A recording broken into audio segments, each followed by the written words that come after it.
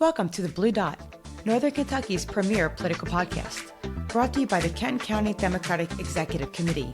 Welcome back to The Blue Dot podcast, where we explore growing the blue dot in our own backyard. All of those pockets of progress seen in Northern Kentucky across the bluegrass and beyond.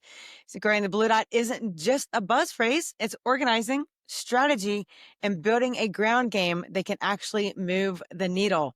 And we're here to talk about it. Thanks for joining. I'm Natalie MacDonald. And I'm Brian Koehl, and today we're joined by someone who knows that ground game better than almost anyone.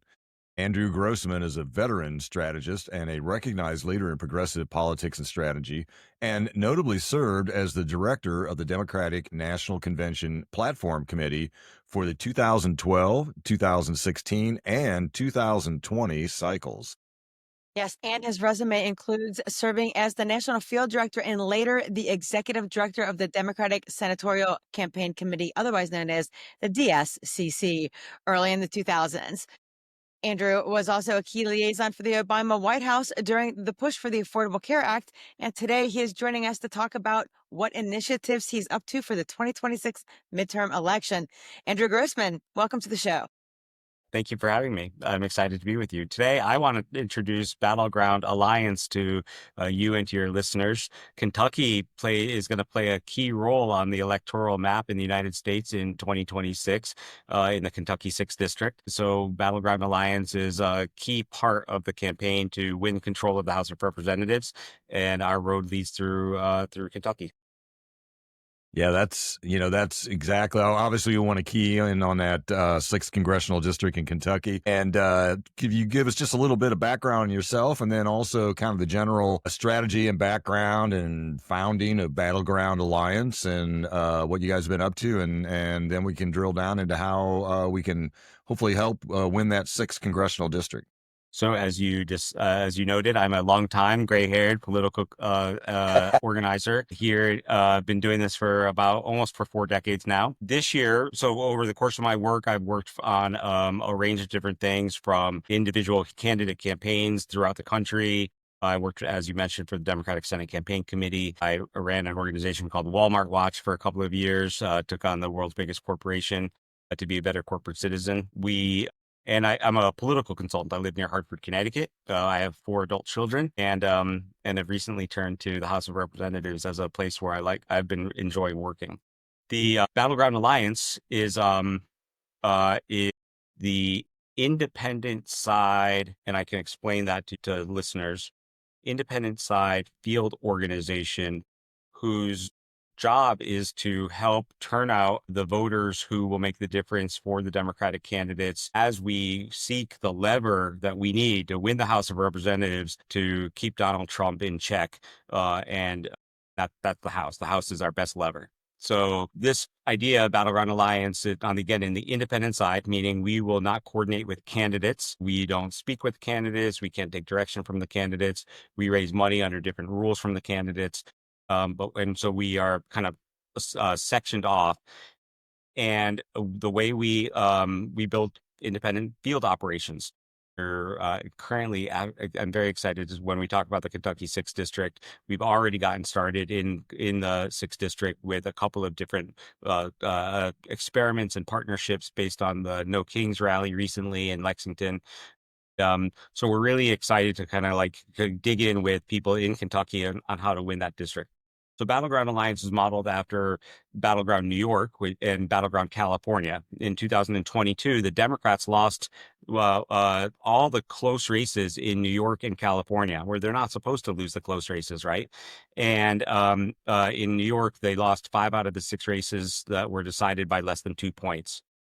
So in 2024, we flipped that. We built a strong field operation in these battleground districts around the New York suburbs and upstate New York, and flipped 5 out of the 6 districts that the Republicans had won just 2 years earlier. That idea, we're taking that nationally, where we want to build on the energy that's been created by the resistance to the authoritarian regime, or to the bubbling up of energy around No Kings. It's super exciting right now, and we think that we can build strong local field operations to help win back House races in key places around the country. Yeah, that's really interesting to be able to have something like, it's got to be exciting for you to have something like No Kings and, hands off, just that whole real grassroots, movement. And, back in the good old days of protesting, now it's protesting's hot again, and be able to have that momentum and that interest and build off of that with what you're doing. And I'm a history buff. I love the allure of the United States. 250th anniversary of the United States to me has such a strong appeal because I was there for the bicentennial when all as little kids dressed up with tri-cornered hats and marched down the road with fife and drum corps. And so when I think about how important this is, and the core idea that that we have a constitution that is meant to protect people and to promote people's prosperity and the right to find happiness. These are the American ideals, and there are no kings involved. And so this energy that has been that people have been building and have really creating and is now spinning into a place where it's very powerful. And it's powerful not just in the typical what people think of as the democratic cities or the blue states, but it's powerful across the country in where anyone who cares about our country and about our values is looking for a way to get activated. No King speaks to them. I think it's a very powerful idea. I'm very proud of the people who came up with the idea, and I hope that they keep building. We have 3 more years of Donald Trump. Yeah, please. Well, let's hope it's Donald Trump under the thumb of a Democratic House of Representatives and even a Democratic Senate. And then it might be a somewhat, maybe a little bit more enjoyable 3 years. We might actually be getting somewhere. Yep. Yeah, and I like how you said that you're looking at some of these states, especially in New York, where I remember when all of those House districts went down by small margins, and then you flip them back and looking at, I think you have 37 Republican-held House seats that you're targeting. Is that right? Currently, and that list may expand as the wave begins to build. If you remember a year ago, we were all crying in our coffee as Democrats and worried and deeply paralyzed with both fear and kind of like our soul searching. And now there's a new spirit and there's an energy. And so I think the question is not whether we're going to have a wave election, just like we've had for each of the midterm elections going back to 2006. But and when you think about a wave, think about it's not about how high it crests like a surfer on top of some beautiful beach in Hawaii, but rather how far it goes up the beach at the last little part when you're a little kid trying to avoid the wave at the little bit of water on a long, beautiful beach. And so the wave election as a reaction to President Trump's overreach, and it's just like his total chaos and the harm that he's causing to regular people with tariffs and with the healthcare cuts. I think that the people are energized and ready to kind of tackle the House as the lever to stop him. One of the questions I was going to ask you later was, I'm sitting currently in Kentucky's 4th, which is not on your target list, but you just said there could be more. And I'm a firm believer that all seats are in play for November. I truly believe that they are. And I don't know if you could talk a little bit about perhaps not only just for the 4th and the 6th here in Kentucky, but other places where maybe an alliance. And you said that helps build that momentum. Is that something that you're looking at to kind of build alliances in different states and kind of like working together with these different districts?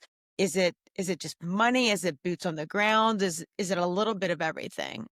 It's a little bit of everything. Our goal is to win the House of Representatives. And so Battleground Alliance serves in a couple of functions. First is as a coordinator to bring people together around the races that are winnable and how you win those races. So, and there are many different people who want to win in the House of Representatives. They've made the same analysis that I have, that we need a lever to stop Donald Trump, and the House is the best lever that we can get. So the coordinating role is so central. Second, we're an aligner where we need to, because all of the organizations and advocates, individuals who are energized, all are looking for a way that they can help win the House of Representatives. We're here to provide some of that guidance and answer some of the questions about how. We don't want people tripping all over themselves. We want the candidates to prosper and to tell their own stories. We're an aligner as well. And then our theory of the case is to work with local organization wherever we can. We want to build for the long haul, not just for this year's election win. We want to do both at the same time.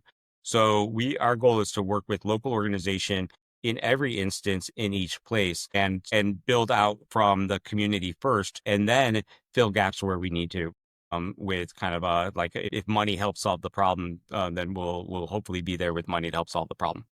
Yeah, that's what when you mentioned the topic right there, the kind of like in it for the long run. You're building a foundation. It's not like we're just trying to get something in 2026 and then go away. And obviously, that ability to form a coalition, and you have all these individual groups with what they've been focused on, the momentum they have, and the base and the support that they have, and pulling all that together, then you can help them get there. Maybe a little of train the trainer kind of thing, show them the way, and then they can continue on and grow from that and build off of that for the long run. Is that the strength of the coalition versus a single organization that just can't be everywhere at once? I think that there are so many people who are doing interesting and smart work around political organizing, around electoral work, around educating their neighbors and their friends in their community around issues that are important to all of us. And we want people who want to do all of those things we want to be helpful to them in whatever way they need to be helped. I want to make sure that we stress the partnership, not that we have some secret sauce that is special beyond, because it's all of us are trying to get smart, talented people are trying to do something together. And nobody has a monopoly on smart ideas or approach. So some places we may be additive because we have we have money to work with from national sources who are also trying to win the House. In other instances, it may be because we have a really good idea around how somebody can solve a volunteer problem, or can make sure that they're on message when they're talking to voters about healthcare, so that they're most persuasive with people. How we show up is going to be a little bit different in each place. We're trying to kind of love each place the way it needs to be loved and to be worked with, so that people who are on the ground and live in place can be there again in 2028 and in 2030 and in 2032 for each election, and grow success and build power so that we can change the country. And I want to applaud what you're doing, because we are a blue dot in a red state. As you know, we have a super majority in our legislature, but we have a very popular governor with Governor Beshear. And I think a lot of it comes down to visibility and letting people know that Democrats are out there. So having organizations like you're doing the work that you're doing in these kind of small pockets, letting people know we're here, getting out that vote is really, really important. And I feel like there's a lot of voter apathy, especially here in Kentucky, for Democrats who feel like, oh, we have the super majority. What can I do? But then on the flip side, Governor Beshear won in my precinct by 2 votes. So I think they're probably my votes. But the point is, it's getting people out there, it's getting people fired up, letting them know where Democrats are. Our most exciting initiative, we're trying a little test right now. As we talked about, this energy that's been created around No Kings has resulted in thousands of people coming to events and showing up at rallies to express themselves, to be part of a community, to feel like they're part of something bigger than themselves. And that energy is just like, so I love going up to I work just a couple of blocks away from the Connecticut State Capitol. And I loved walking out of my office that Saturday morning and joining the crowd for No Kings a couple of weeks ago. So what we're doing is we working with local partners in a couple of places around the country, including in the Kentucky 6th District. We're trying a little effort that it might sound like it's fundamental to political organizing, but to some degree, there's a little bit of a lost art around how to organize people. We're testing to see if people who come out to the rally, can we go get them to go and appear at a politician's town hall meeting, or to do a protest? Or can we get people to go and volunteer on May 2nd? We're doing a National Volunteer Canvas Day. And so we're calling it the March to Organize, starting on March 28th with the No Kings event. We're asking people, working with local organizational partners around the country, to bring people who said, yes, I'll volunteer on No Kings on March 28th, to do a couple of different actions prior to May 2nd, and then wrap up with a door-to-door canvas on May 2nd in each of their own communities.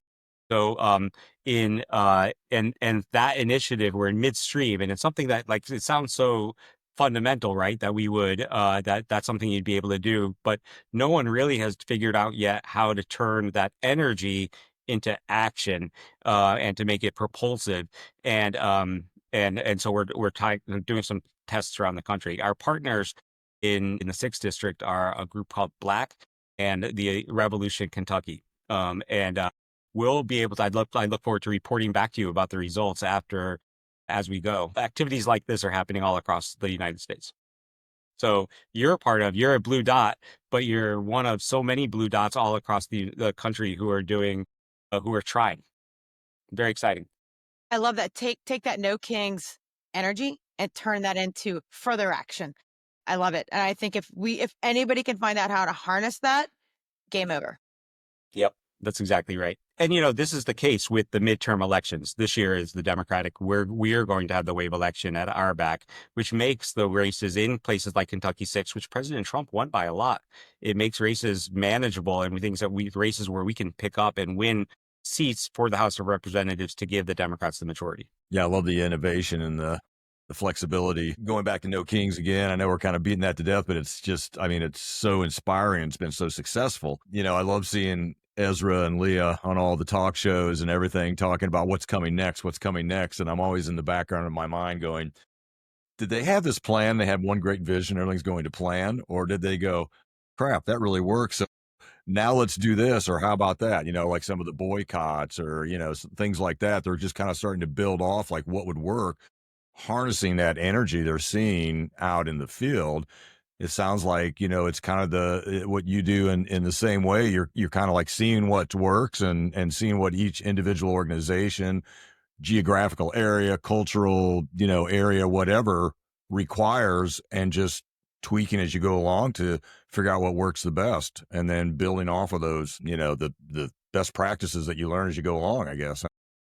That's right. And, I think there's two things. First is it's the time we're in, especially for our colleagues at No Kings. They are experimenting. They are moving with the momentum that they've created, and now they're trying to, they're always just a step ahead of it, or they're riding that momentum a little bit. And they are and I think that the moment we're in calls for that, because we haven't been in a time where the President of the United States does what the President of the United States does today. This is not normal.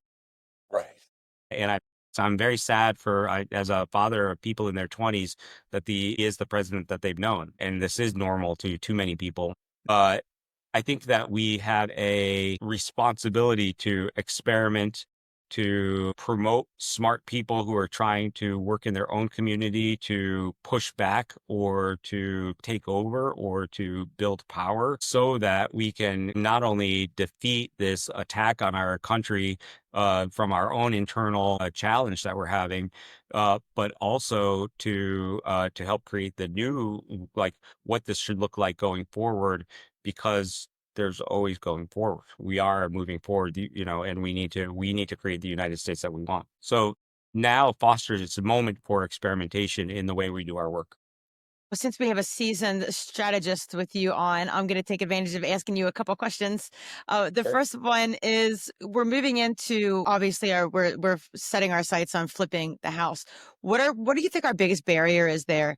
And my second question to you would be, how can we win the Senate? Is the Senate in play? Could you make a prediction for that? Well, as you noted earlier, I grew up in the Senate. I worked at the Democratic Senate Campaign Committee for 5 years and learned maybe the best group of people I've ever worked with, the smartest and most talented professionals. First, on the House, on the Senate, I think for the first time in a long time, I'm even becoming a believer that the Democrats have a path to the Senate. It's still awfully hard. I would like to think that the Democrats could win everywhere, and that all 435 seats are up for grab. I do deeply believe that we should have a candidate everywhere and in every race. Our colleagues that run for something and contest every race are really doing incredible work. And I hope people sign up to run for offices where they live. But the truth of the matter is we won't win the Wyoming House of Representatives race, where if you look at the president's approval rating is 65-35, which is upside down for most of the rest of the country. And so I think the key for the part one is these are conservative places, and we have to be respectful of what people think.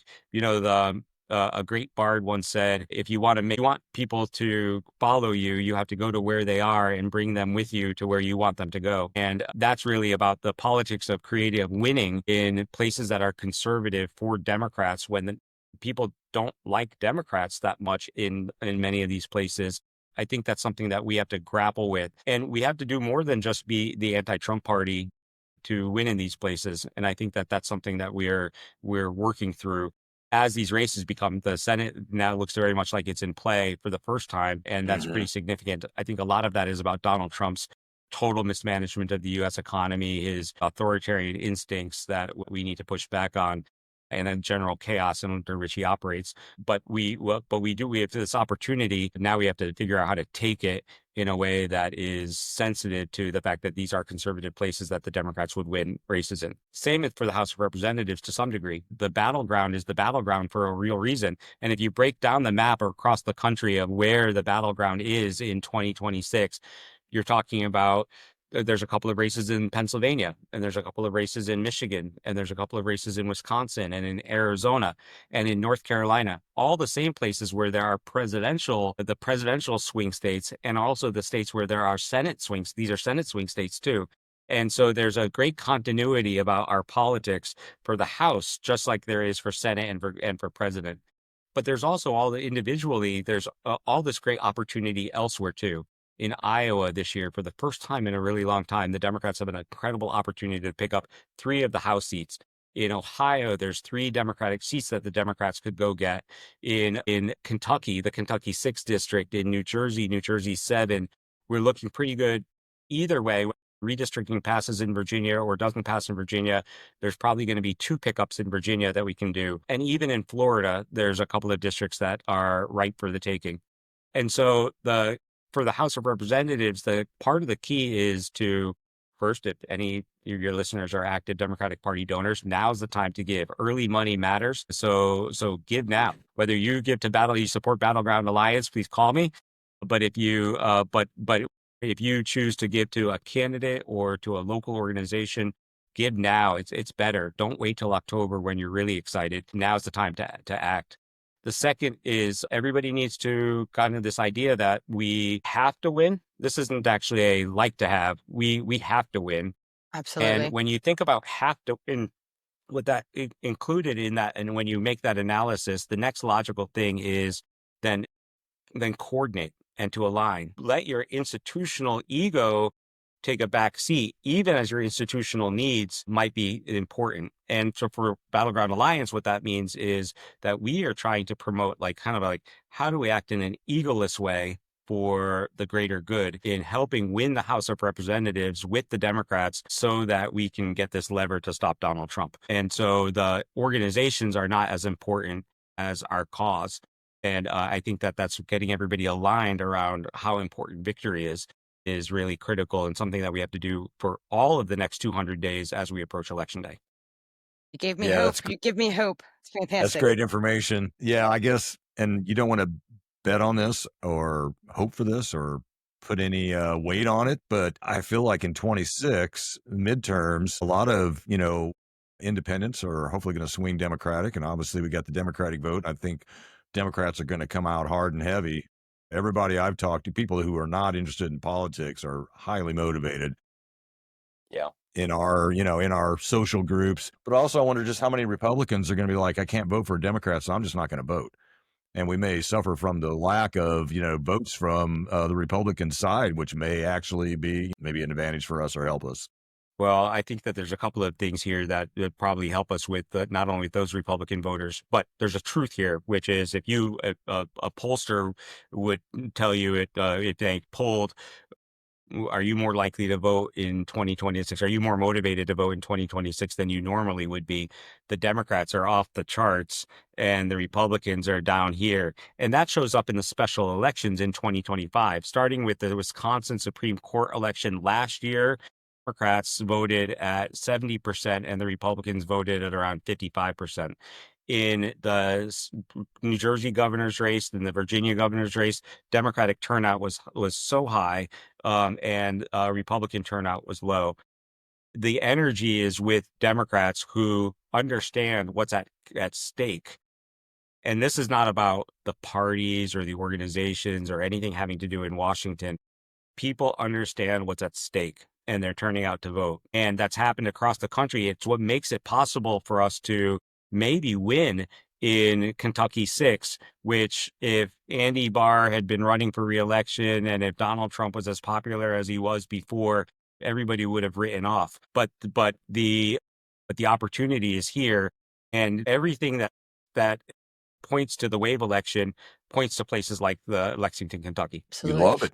Well, and you talked a little bit about, hey, if people want to get involved, they can donate, start donating now early. But how else can our listeners learn more about Battleground Alliance and how to get involved? If we go to Fayette County and Lexington, are there places there where they can volunteer, or how is it structured? So as we talked about, we're running through local organization all over the country. So at the moment, our first two organizations, Revolution Kentucky and Black, are both our local partners. We'll be expanding that over the course of the spring and summer, working with different local partners. And so stay tuned. People can come to us at battlegroundalliance.org to get more information and to leave us their name if they're interested in being involved. It's also a place where people can contribute. And we'll be in neighborhoods soon with and looking forward to tapping into the energy with people on the ground. That sounds Good. great. Well, Andrew, we cover everything you wanted to cover. Anything you wanted to toss in here at the end? You gave us a lot of information, and as Natalie said, a lot of hope. I'll take that hopium anytime I can get it. Well, I guess I want to just say, as a guy sitting here in central Connecticut, we knew about Matt Bevin before you guys did, and then I wish you had known. And then, of course, I also had your governor gave a great speech at the Connecticut Democrats annual dinner last year, and I'm excited that he is on the national stage, as we all are. So that Connecticut-Kentucky connection is strong, and I hope that we can be victorious together. Sounds great. Well, thank you so much for joining us, Andrew. We really appreciate it. And Thanks so much for everything you're doing. You know where to find us. So if you need any support here in Kentucky, if the 4th starts to come on your radar, let us know. But we're here for it. We're here to help and support everybody out there.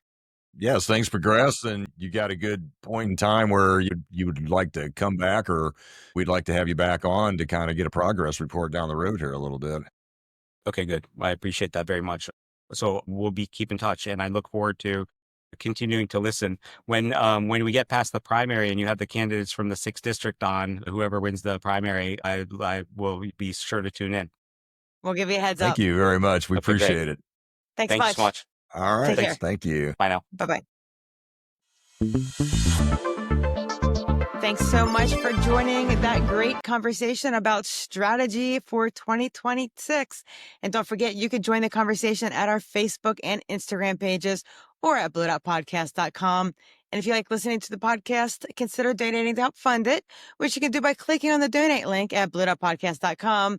Until next time, stay curious, keep the facts in focus, never stop fighting for what matters. Peace out, everyone.